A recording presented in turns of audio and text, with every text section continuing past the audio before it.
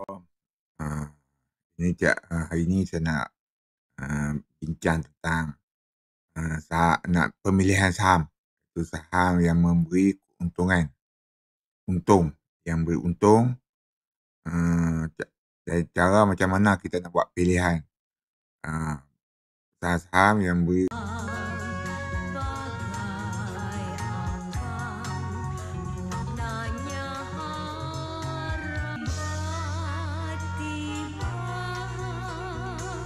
keuntungan setiap tahun kepada kita.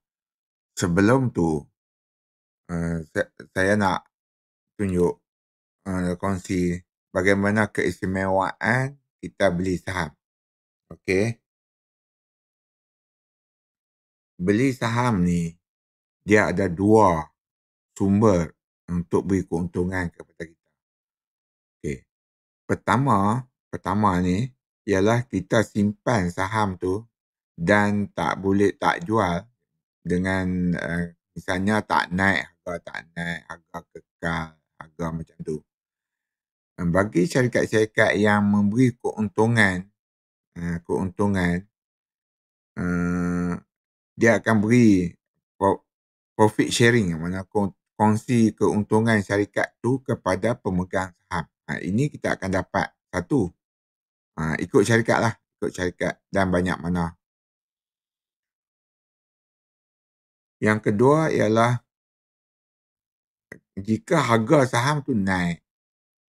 Yang kedua ni, jika saham tu naik, kita akan jual saham tu. Bila kita jual, margin ataupun perbezaan antara harga kita jual dan kita beli tu ialah satu keuntungan. Dia akan bagi keuntungan. Jadi dua sumber keuntungan, faedah ataupun profit kepada kita. Okey.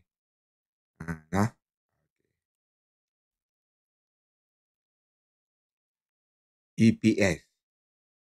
EPS tu adalah singkatan daripada earning per share. Pendapatan sesaham.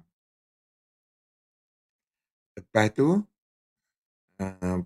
mungkin kita ada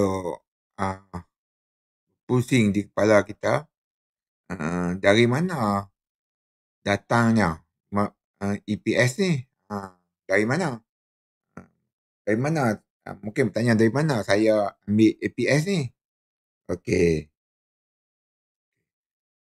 Bagi contoh, kita tengok catat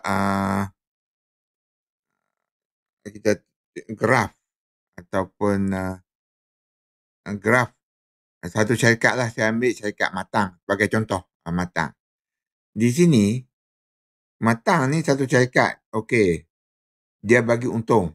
16 Disember tahun ni dia akan bagi keuntungan kepada pelabur-pelabur dia. Syarikat ni dulu bulan 12 tahun lepas dia bagi. Jadi maknanya syarikat ni syarikat untung. Dia tak ni tengok 2019 dia bagi. Jadi maknanya syarikat ni adalah syarikat untung. Bila kita Matang ni dia ada, kita lihat di sini dia ada Q. Quarter 2. Okey. Ini dah EPS.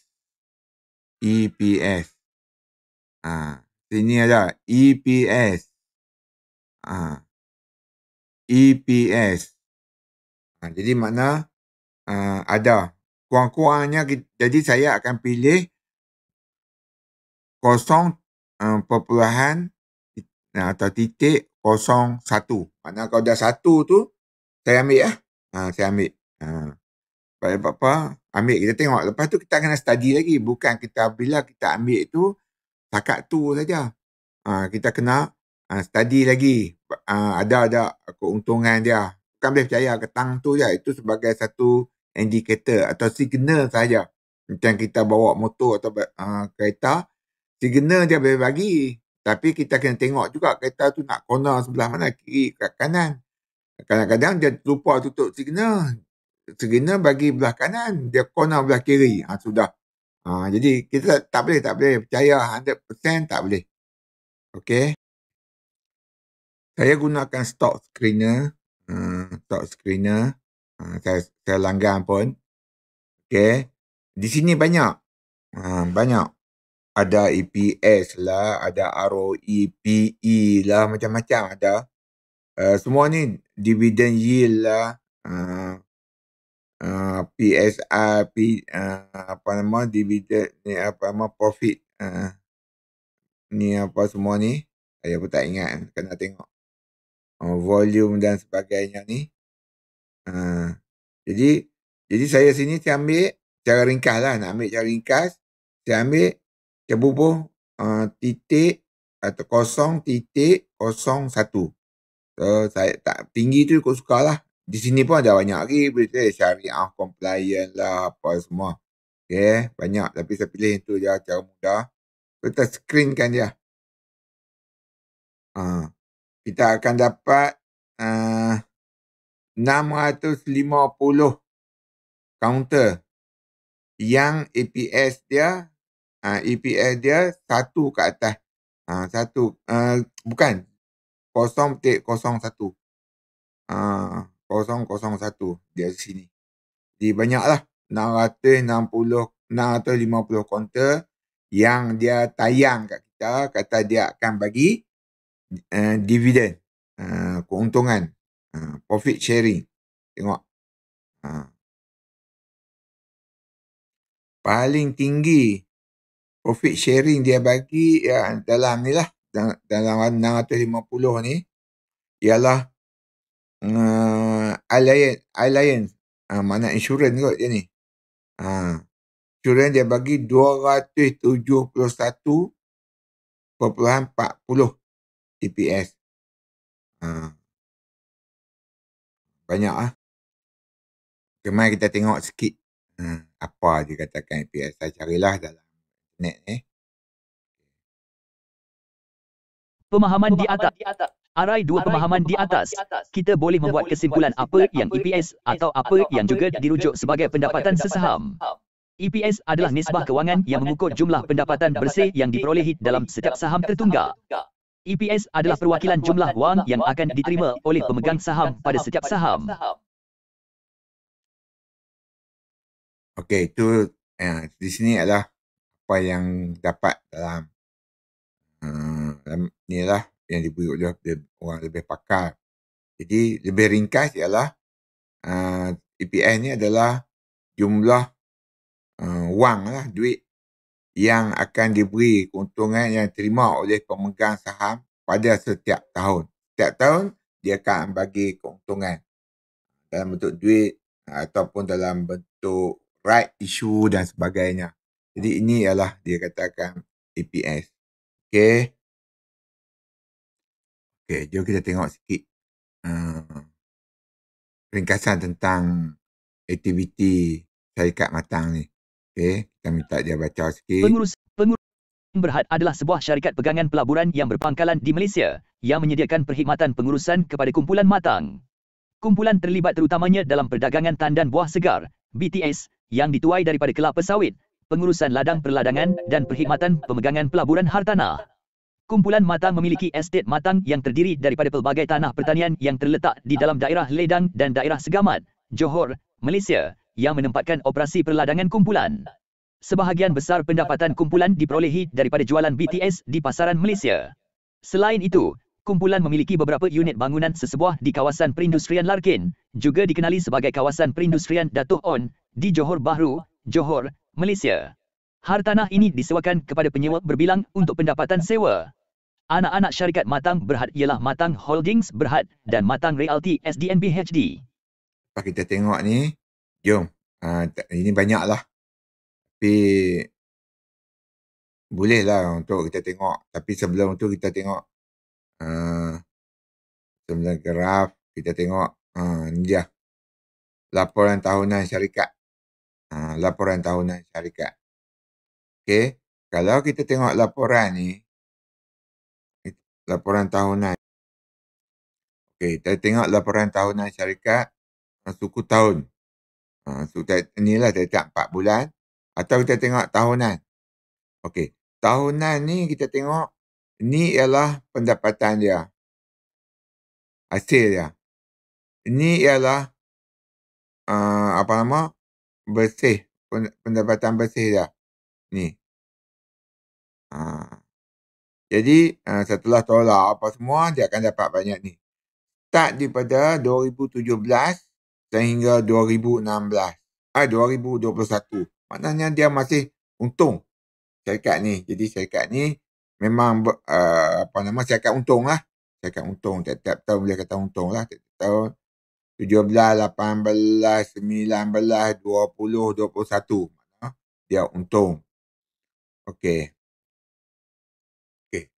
Kemudian kita tengok dia punya dividen. Dividen. Dividen. Tahun 2018, 19, 20, 21. Dia bagi dividen. Makna 0.2 sen saham dia bagi. Jadi makna syarikat untung. Kalau tiap untung, tiap tahun untung tu, tak takut sangat lah. Mungkin boleh rugi. Tapi kita tengok rekod dia memang untung. Jadi syarikat ni kalau kita beli, kalau harga dia naik, harga naik macam mana? Okey, kita tengok sini. Start daripada September, 1 September. Sini line 1 September. Katalah masa dia kita tahu dia punya bottom atau di bawah, dia di pantat dia, harga pantat dia. Orang utara lah, orang utara pantat. Jangan bahasa-bahasa negeri lain, jangan ni lah. Macam Indonesia kita membutuh lah apa semua. Bukan makna setempat. Saya cakap utara, harga di pantat lah. Macam ni. Dia kata 9 sen. Kalau kita beli waktu tu 9 sen. Jadi dalam masa 9 sen ni, dalam masa sebulan, ni kita kata sini sampai hari ni sebulan, September, 2 bulan, 3 bulan, harga dia naik pergi ke 11 sen. Maknanya kita akan dapat 2 sen. Kalau 2 sen, kalau kita beli 100,000, itu dia. Katalah kita beli 100,000 unit. 100,000 unit. Naik 2 sen. Kalilah 2 sen, 0.2. Banyak ni lah, lebih kurang tolak dan semua dalam RM1,900 boleh dapat lah. Boleh dapat duit poket, minum-minum kopi. Okey. Lepas tu pula, kalau kita tak jual, kita tunggulah bonus yang dia akan bagi ni.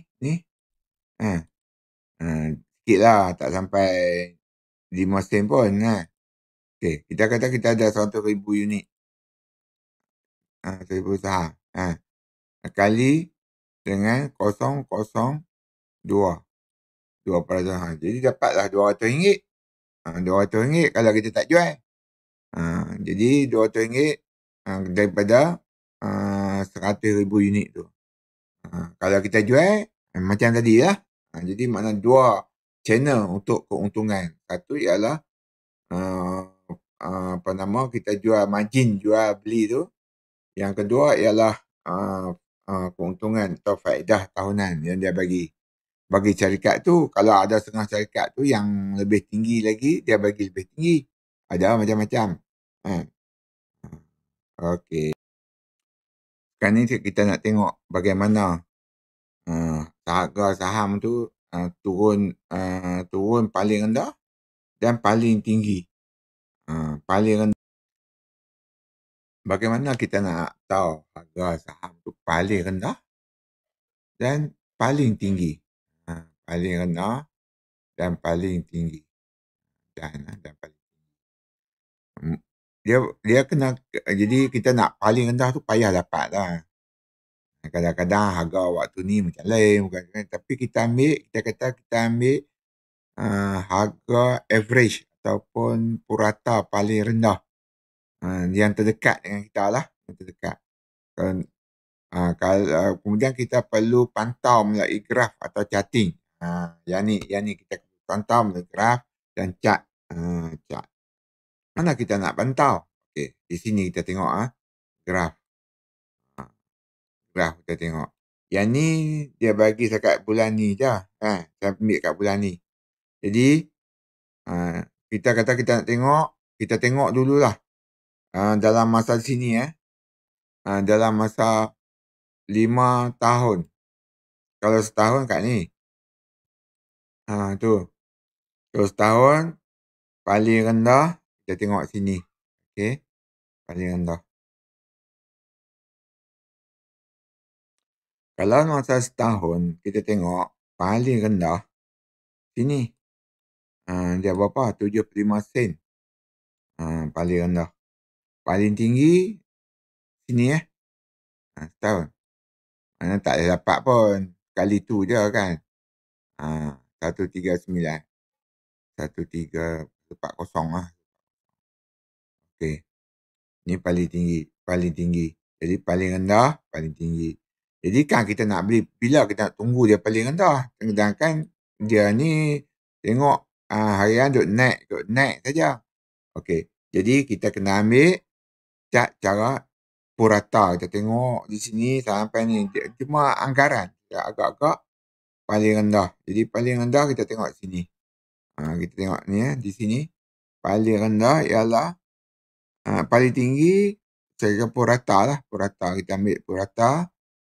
Ni yang paling rendah dalam masa setahun. Yang ambil kawasan dekat kita ni. Kalau kali rendah sekali ialah berapa? 95.